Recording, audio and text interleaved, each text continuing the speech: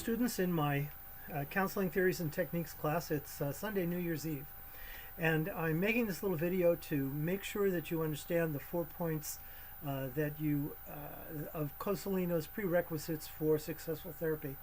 You had to write 3 of 4 essays on that topic, and I have been having a tough time getting back to each and every one of you. So my plan is here to give you all this video with the correct information so that you can sort of grade yourself on this aspect. I trust that any of you who have been impacted by the fires are safe and well. We did have to evacuate. We were told to prepare to evacuate, and from our house on Drown Street in Ojai, there are mountains to our north, and we watched the glow get brighter and brighter behind the mountains, and finally the fire crested the ridge and started coming down the mountain. That's less than a quarter of a mile from my house.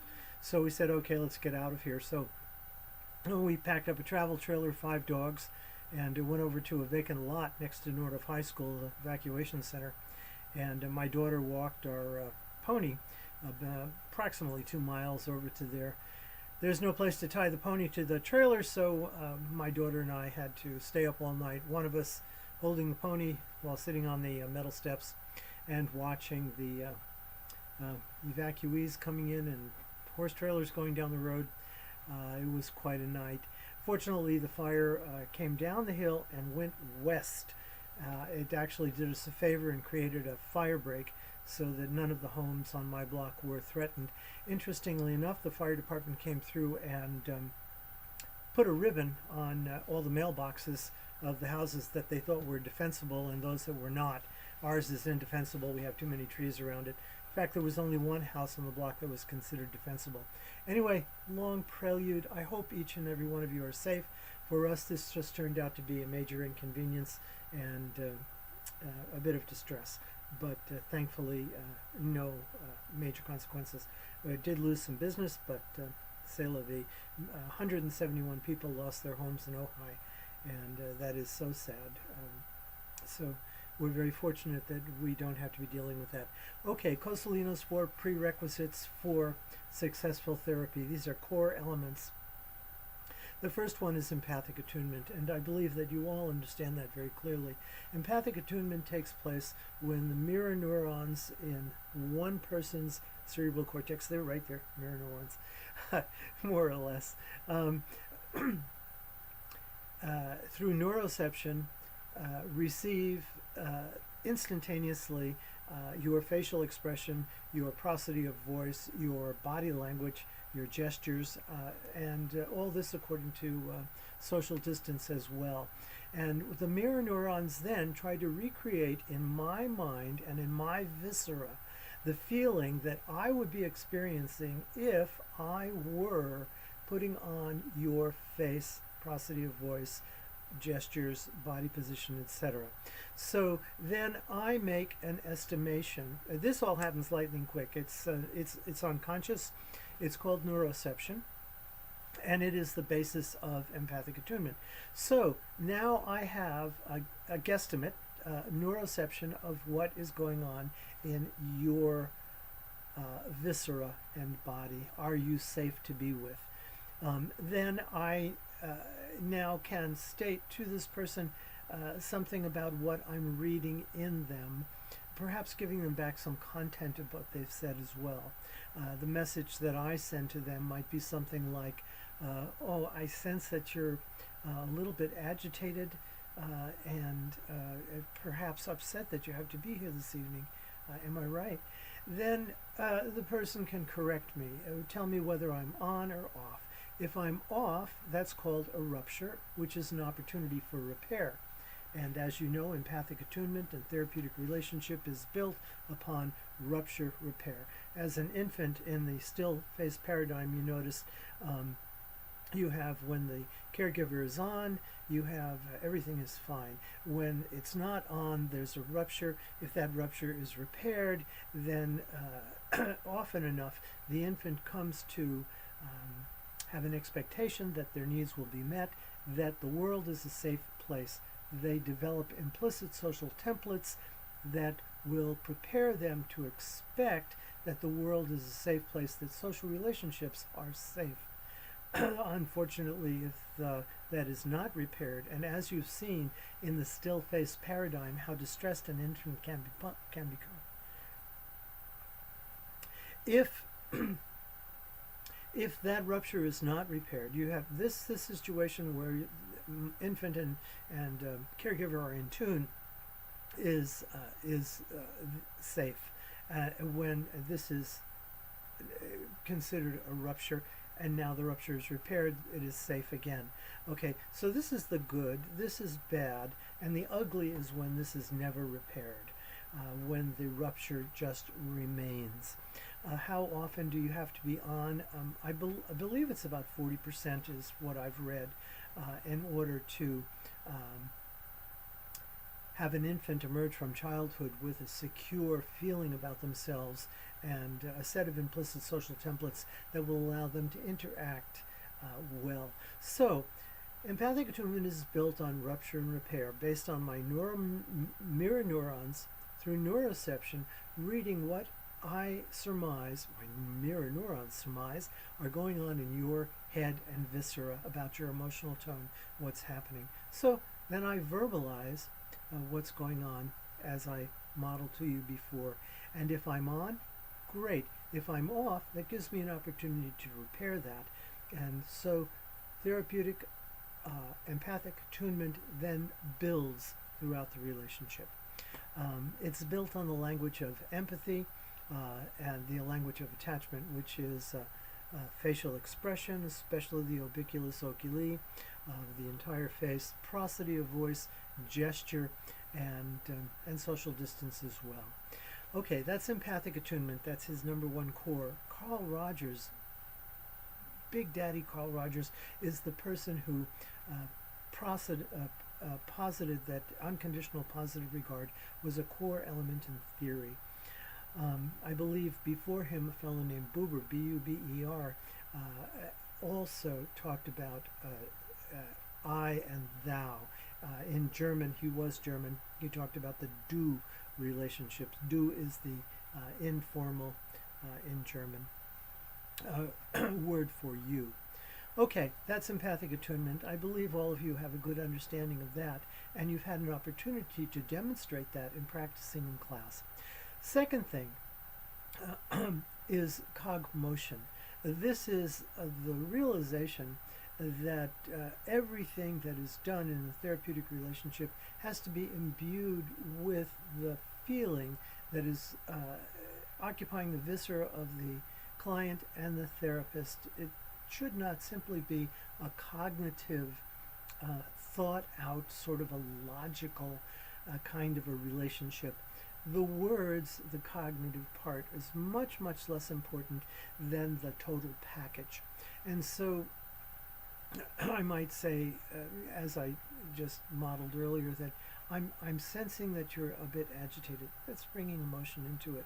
And I'm sensing that you're a bit agitated, perhaps unwilling to share this evening, for some reason hesitant to just be open with me. Gosh, this is causing me to be a little bit worried about the relationship, that what's going on between us. Bring emotion into the picture with cognition as well. If you're off, you're off. It's an opportunity for repair.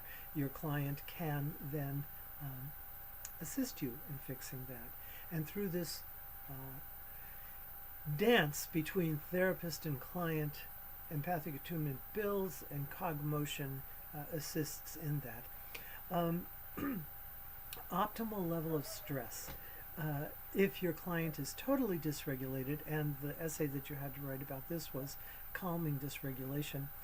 If your client is hyper dysregulated, crying, oh my gosh, life is terrible, I don't know what I'm going to do, it's just so hard, it's crying. You can't really accomplish anything in therapy when a person is that upset. And so you have to do something to calm them. There are a lot of techniques that you can use to calm them. Now, there's a window of tolerance. On the upper side, you have hyper dysregulation. Down here, hypo dysregulation. I just gave you an example of the hyper. Hypo is the kind of person who expresses no affect. This sometimes happens in forensic kinds of interviews. If you're working with someone who has been mandated to come to you for therapy, you know, and the example that I give in class, I tend to be a broken record about this, is, yeah, I shot the guy. He's dead. He won't bother me anymore. You can't work that low in the window of tolerance, and you can't work that high either. Somewhere you need to be in the middle. So you need to be able to elicit something from that person who's hypo dysregulated and calm the person who is hyper dysregulated. It's much more common to deal with the person who is hyper dysregulated. But it does happen if you get into some forensic situations that you will be dealing with people who show no affect at all in therapy. Calming dysregulation, what can you do?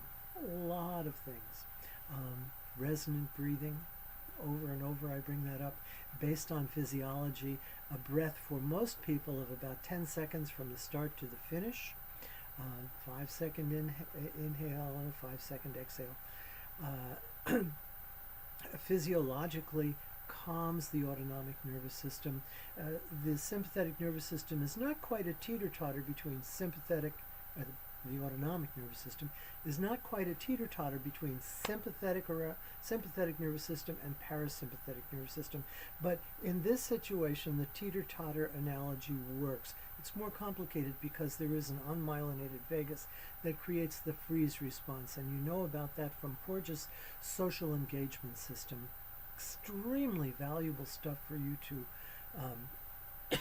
be aware of if you're going to get into any kind of work with people, especially in the field of well-being. Okay, so resonant breathing is something that you can do with someone who is hyper-regulated. You may just also validate their feelings. Let them know, wow, you really are upset about this evening. Is there anything that I can do to help you just calm down a little bit and regain your composure? And this sometimes just validating a person's feelings, just being listened to. And of course, you have to stay calm, because what the therapist actually does is entrain the state of mind of their client by their own state of mind. So by being calm and regulated, you are bringing that person into a calm and regulated state, which is necessary to get into that window of tolerance that Dan Siegel talks about as well, which Cozolino refers to as an optimal level of stress. So, and what do you do with a person who's hypo? Well, one thing you can do is throw a pillow at them. You want to warn them first. You don't want to blind somebody with a pillow. But you could just say, hey, just catch this pillow. And you can just do it back and forth with a little bit of a pillow. You can go for a walk, okay? I do walking therapy. Sometimes I just take my clients for a walk and say, hey, let's just get out in the fresh air and walk down to the park. And so many people appreciate that. There's a picnic bench down there. We can sit in the park under the oak trees. There's some grass. It's really pretty. And people feel somehow a little bit more aware of their own emotion in those situations, and also a little bit calmer. So with a hypoactivated person, you can go for a walk. You can do that with the other extreme as well. You could toss a pillow back and forth. Got the old beach ball back there. You could try that. You could go outside.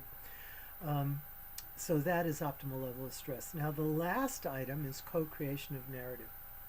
Now, co-creation of narrative is helping a person to develop a narrative that they can utilize with their prefrontal cortex to allay their affect when it is unpleasant.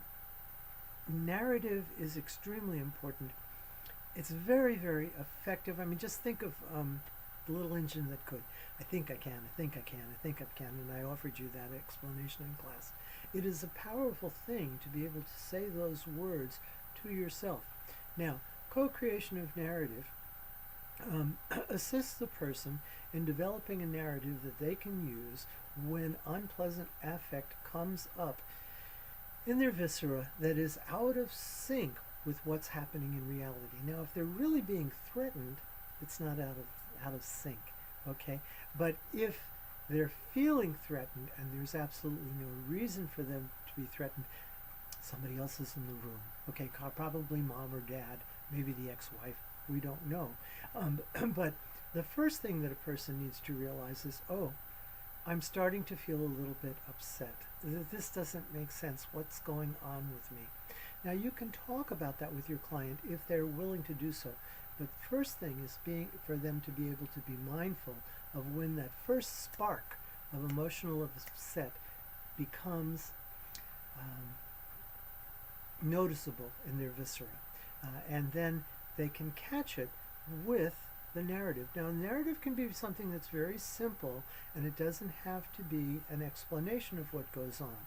The narrative can simply be that, oh my gosh, I'm getting upset about being in this person's presence. This doesn't make sense. Something is happening now that is not related to the reality of what's going on between myself and this person. And, and then sometimes just a couple of elongated breaths to lower the heart rate can allay the emotional spark before it becomes a cascade and they go over the waterfall and descend into a puddle of tears or rage, agitation, or whatever it is. Now, that is the very first part of co-creation of narrative. Now, the other part that goes on over time is to allow someone to try to understand what it is about the situation that is causing them to become dysregulated. Oh my goodness, you remind me of my ex-wife.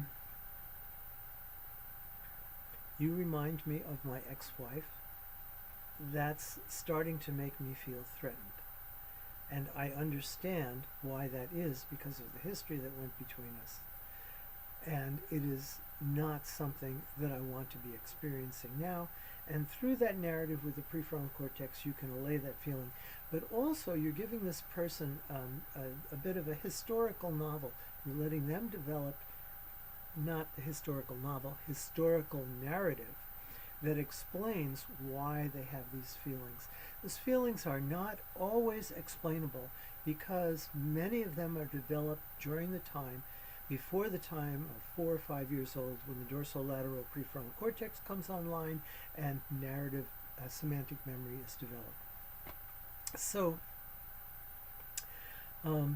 co-creation of narrative is to assist someone in developing narrative wherein they can use the prefrontal cortex, having recognized the spark of emotion before it becomes an emotional cascade, to enable them to be able to allay that arousal. That's one part of it. The other aspect is for them to be able to understand, where did these feelings come from? And in some cases, when it's developed before the age of 4 or 5, during procedural or implicit learning as an infant, you have to speculate about it. Now, how do you speculate about those things? Well, you can't go back and see them. The person has no memory of them, but you can see their footprints. It's like the footprints or the fingerprints of the unconscious almost. And when you sense that and develop some sort of an explanation that's reasonable, that also is co-creation of narrative. Okay? So I hope that these 4 things are very clear to you. Empathic attunement, cogmotion, optimal level of stress, and co-creation of narrative. According to Cozolino, the core elements of successful therapy. I have enjoyed working with each and every one of you. I think we had some really fun stuff happening in class. We had some good interaction during practice sessions with one another, and one person observing, one being the client, one being the therapist. So God bless all of you. I hope that you are safe, and if you have been impacted by the fire, that things are working out for you okay.